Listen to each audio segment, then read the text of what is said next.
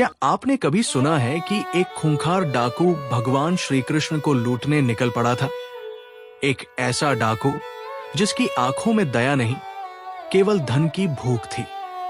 लेकिन वही डाकू आगे चलकर ऐसा भक्त बना कि स्वयं भगवान श्री कृष्ण और बलराम उसे दर्शन देने लगे। आखिर ऐसा क्या हुआ कि लूटपाट और हिंसा में डूबा हुआ एक व्यक्ति भगवान के प्रेम में पागल हो गया? कैसे करोड़ों के गहनों की लालच उसे वृंदावन की ओर खींच ले गई? और क्या सचमुच भगवान ने अपने हाथों से उसे अपने आभूषण उतार कर दिए? आज की ये कथा केवल एक कहानी नहीं, बल्कि भगवान की असीम कृपा का ऐसा चमत्कार है जिसे सुनकर हृदय श्रद्धा और प्रेम से भर उठता है। तो आइए सुनते हैं भक्तमाल में वर्णित डाकू भगत की अद्भुत और मार्मिक कथा का पहला भाग। बहुत पुराने समय की बात है। एक धनी गृहस्थ के घर श्रीमद् भागवत कथा का भव्य आयोजन चल रहा था। वैशाख मास की शुक्ल पक्ष की रात्रि थी। कथावाचक पंडित जी बड़े विद्वान थे। वे केवल कथा ही नहीं कहते थे, बल्कि मधुर कंठ से भगवान के सुंदर पद भी गाते थे।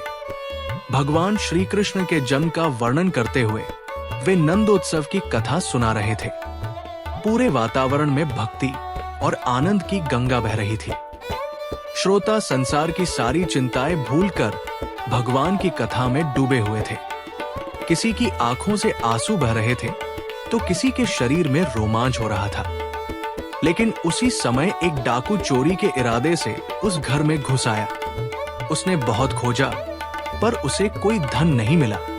भगवान की लीला ऐसी थी कि बार बार प्रयास करने पर भी उसके हाथ कुछ नहीं लगा। इसी बीच उसका ध्यान कथा की ओर चला गया। उस समय पंडित जी ऊंचे स्वर में व्रज की सुबह का वर्णन कर रहे थे। वे कह रहे थे, प्रातः काल हुआ, पूर्व दिशा अरुणिमा से लाल हो उठी। गौएं नंद बाबा के महल की ओर बड़ी उत्कंठा से देख रही थी कि अब हमारे प्यारे कन्हैया आने वाले हैं। तभी श्रीदामा, सुदामा और अन्य ग्वालबाल श्री कृष्ण और बलराम को जगाने आए। मां यशोदा ने प्रेम से दोनों भाइयों को उठाया, माखन मिश्री और अनेक प्रकार के पकवान खिलाए। फिर उन्हें लाखों करोड़ों रुपए मूल्य के हीरे जवाहरात और मोतियों से जड़े स्वर्ण आभूषण पहनाए। मुकुट, हार, बाजूबंद और कंगनों में जड़ी हुई मणियों का प्रकाश प्रातः काल के सूर्य को भी फीका कर रहा था। इसके बाद दोनों भाई गौए चराने के लिए वन की ओर चले गए। बस इतना सुनना था कि डाकू के मन में लालच जाग उठा। वो सोचने लगा, मैं छोटी मोटी चोरी में अपना जीवन बर्बाद कर रहा हूं। ये तो अपार धन प्राप्त करने का अवसर है। दो छोटे छोटे बच्चे हैं, 2 थप्पड़ मारूंगा और सारे गहने मेरे हाथ में होंगे। ये सोचकर वो कथा समाप्त होने की प्रतीक्षा करने लगा। रात गहराई, कथा समाप्त हुई। सभी लोग प्रसाद ग्रहण करने लगे, लेकिन डाकू की नजर केवल कथावाचक पंडित जी पर थी।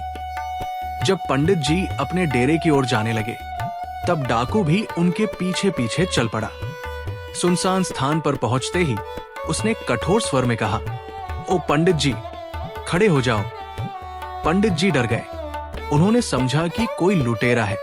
डाकू बोला, तुम जिन कृष्ण और बलराम की बात कर रहे थे, वे कहाँ रहते हैं?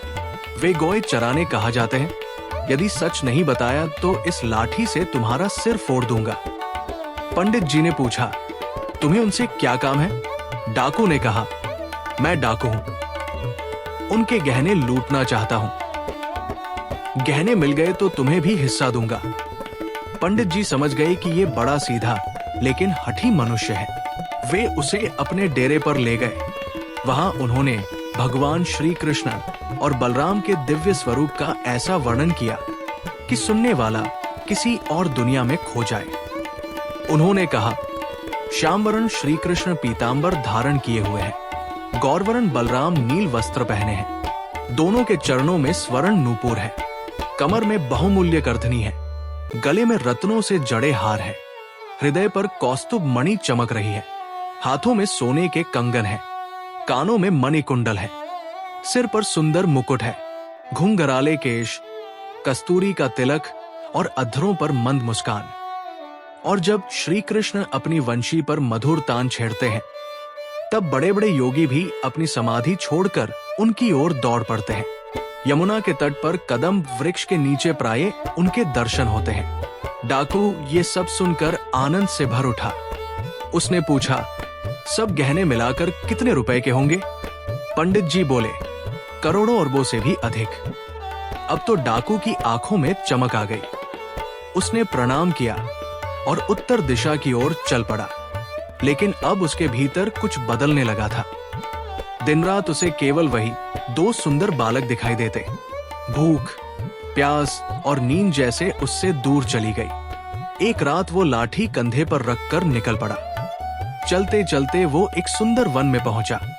वहां एक नदी बह रही थी, घास का मैदान था और एक विशाल कदम्ब वृक्ष भी था। डाकू की खुशी का ठिकाना न रहा। वो उसी वृक्ष पर चढ़कर प्रातःकाल की प्रतीक्षा करने लगा। जैसे जैसे रात बीत रही थी, उसकी बेचैनी बढ़ती जा रही थी। अचानक उसे दूर से बांसुरी की मधुर ध्वनि सुनाई दी। वो खुशी से पागल हो उठा।